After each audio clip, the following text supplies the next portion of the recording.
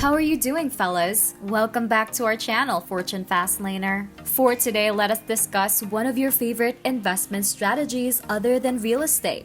And we would even argue that this is the best, safest, and easiest long-term investment strategy available to you. Additionally, this is an investment approach that involves no labor and almost no skill needed, but still produces some of the highest returns available. What's more shocking is that this investment plan outperforms 99% of ordinary investors and nearly 95% of hedge funds. We know you obviously know what we're talking about here based on the title of the film, but let's create some suspense by mentioning Vanguard index funds. Let's go over what an index fund is, how it works, and how you can put one up in a matter of minutes to profit long term and perhaps one day become wealthy enough to buy a Lambo or a yacht or a private island or whatever you choose. We firmly believe in the long-term viability of this method.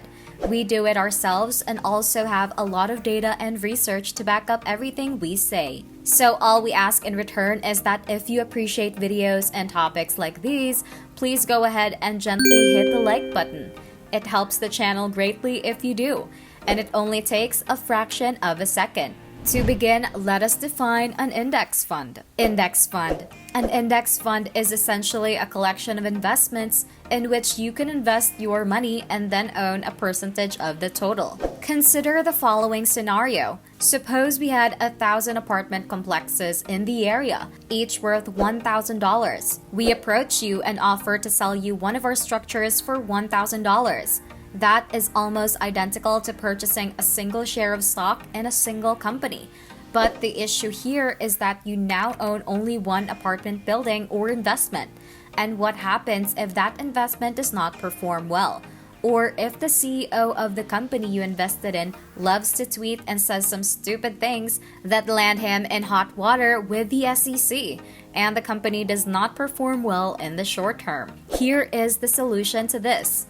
In our previous example, we suggested that instead of investing $1,000 and purchasing one of our 1,000 apartment buildings, you could invest $1,000 and receive 0.1% of everything we own, effectively making you a small percentage owner in all of our apartment buildings. This manner, you receive an averaged return depending on everything we own.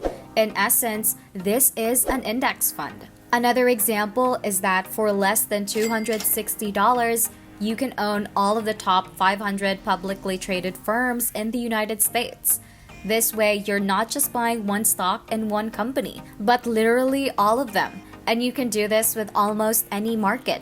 If you want to own a small portion of virtually every single international stock available, you can do so for as little as $28. Or you can own a small portion of the entire US stock market for as little as $70. And it doesn't stop there, because there are index funds for virtually every single market available, such as bonds.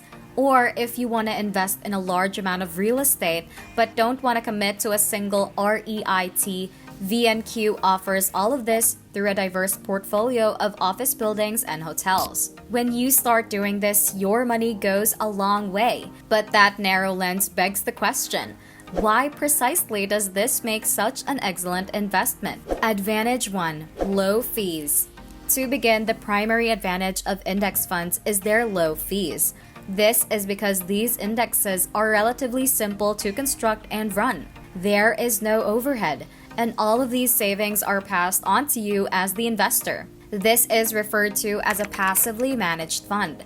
You're investing in a whole portfolio of equities that is automatically balanced and modified over time without your intervention at a cost of as little as 0.03 to 0.04% per year. That is the polar opposite of a mutual fund, which employs professional stock pickers to buy and sell stocks over time in an attempt to beat the market average. However, all of the additional overhead costs and fees associated with buying and selling are ultimately passed on to you as the investor in the form of significantly higher fees. And all of this comes with no assurance of defeating the market in the first place.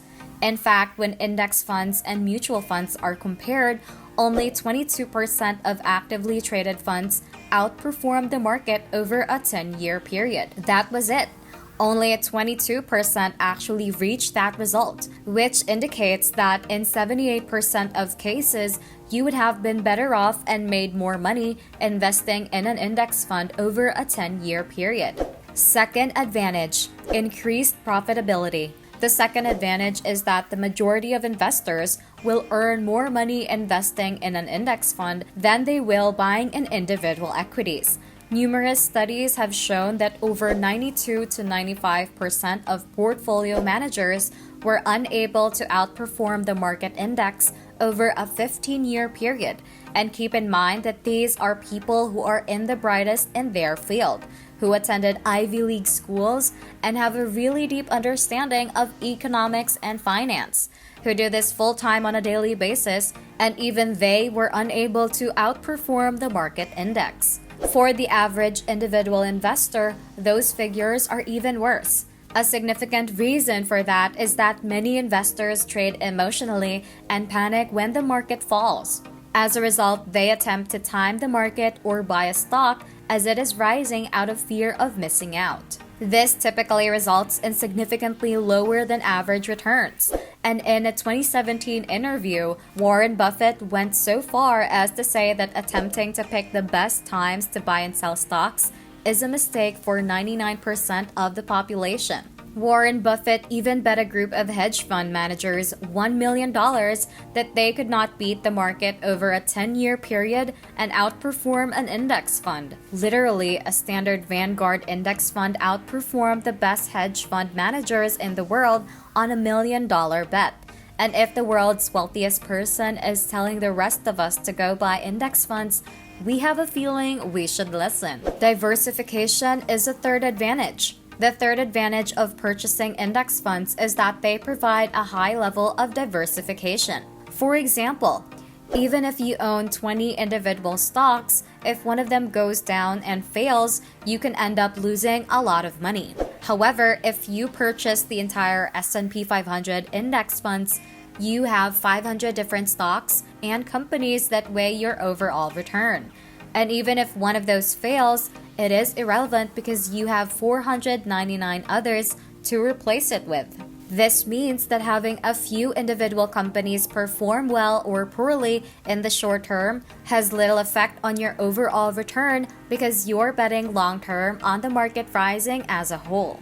Additionally, doing this as an investor provides you with a lot more market stability because let's face it, the majority of people cannot handle market volatility, and as soon as they see it go down, they panic and freak out and sell it, only to see it rebound. Simply by recognizing the human predisposition to stress out over the tiniest things, panic, and become emotional, an index fund would resolve the most of those concerns. Fourth, the reason you should invest in index funds as your sole other asset aside from real estate is that they are quick and simple to manage. We simply adore its simplicity and openly realize that we are not stock market experts. We cannot regularly outperform the market over the long term by buying and selling equities. Nor do we want to spend all of that time reading stock charts, reading news, and reading earnings reports that would enable me to make those types of decisions.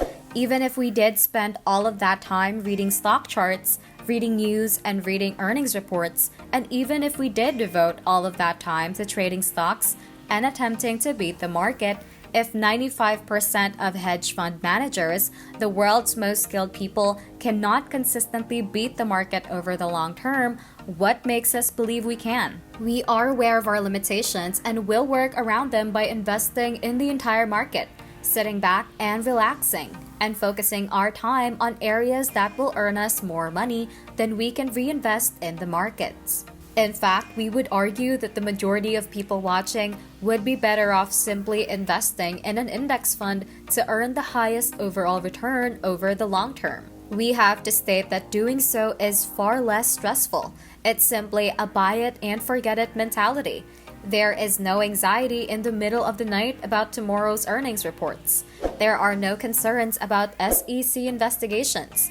companies collapsing, or profits plummeting.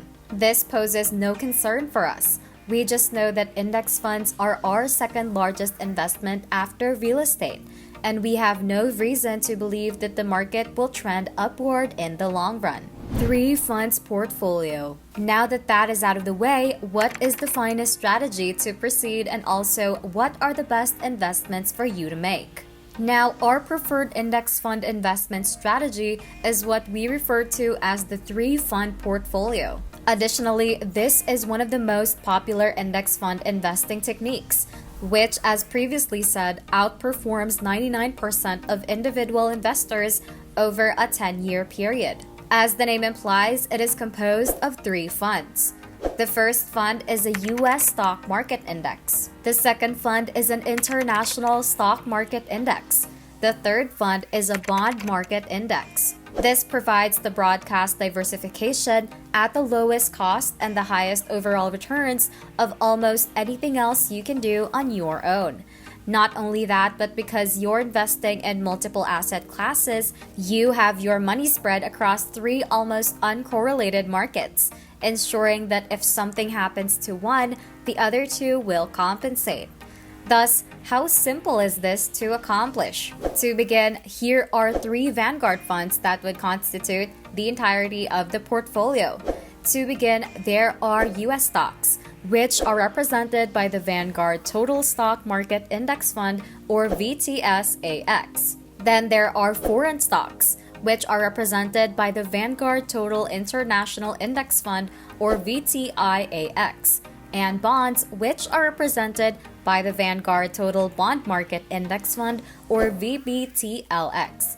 Now, in terms of how much and which to purchase, it truly depends on your retirement age. The basic rule of thumb is that the closer you get to retirement, the more aggressive you may be with your portfolio, which means having more stocks.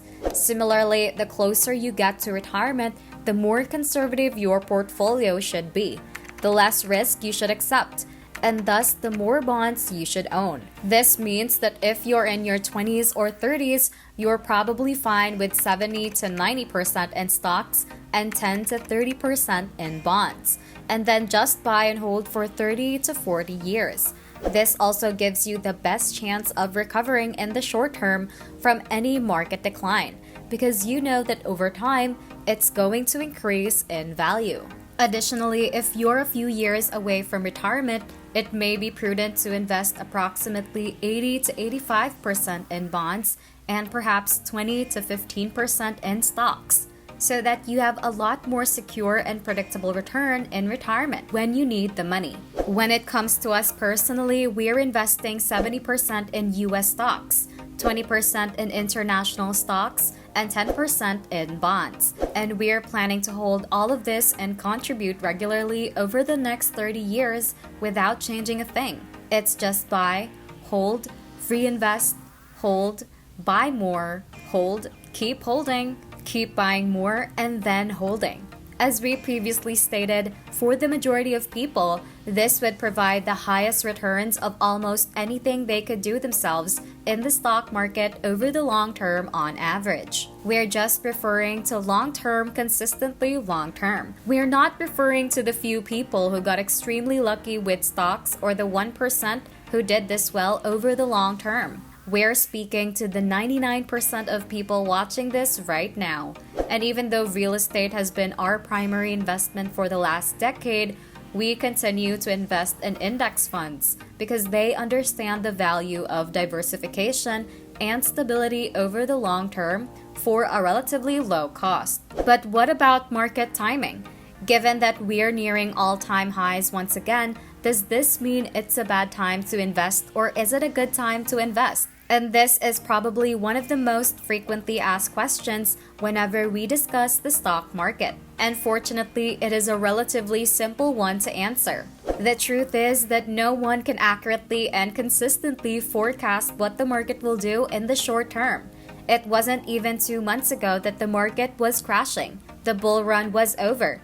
Everyone should sell everything, hold cash, and then buy back in on the dip. Thus, dozens, if not hundreds, of research have been conducted on this subject. concluding that time in the market outperforms market timing in the vast majority of circumstances. According to a study conducted by Charles Schwab, you are better off investing immediately and holding for 20 years than you are trying to time the market's lowest point and then riding the wave. Nobody can forecast what the market will do in the short term, so why even try? Instead, we invest anytime we have money with the aim of holding it for 1 to 2 decades and we will profit. Now, in terms of really doing this, it's as simple as visiting Vanguard.com, creating an account, entering your checking account information, and then you're pretty much ready to go within about 20 minutes. After that, all you have to do is keep buying the same stocks over and over again and expect your wealth to grow at the same rate as the stock market. While we focused on Vanguard index funds in this video, you are welcome to use other brokerages as well. Fidelty is an excellent example of another firm that we would like to utilize in addition to Vanguard. So the answer is no. You don't have to invest with Vanguard. But if you do, make sure that their fees are comparable to or lower than Vanguard's so that you are not losing money. That is all there is to it. It's quite simple. It's quite basic. It is straightforward. And it's a strategy that will appeal to 99% of individual investors at a very cheap cost. Simply put, there is nothing to dislike about this. With that being stated, we want to thank you for watching and would be extremely grateful if you made it all the way to the conclusion, Fortune Fastlaner. If you haven't already subscribed, please do so. We publish 3 videos per week, so if you want to stay updated, press that subscribe button. We appreciate your time and attention, and we will see you next time.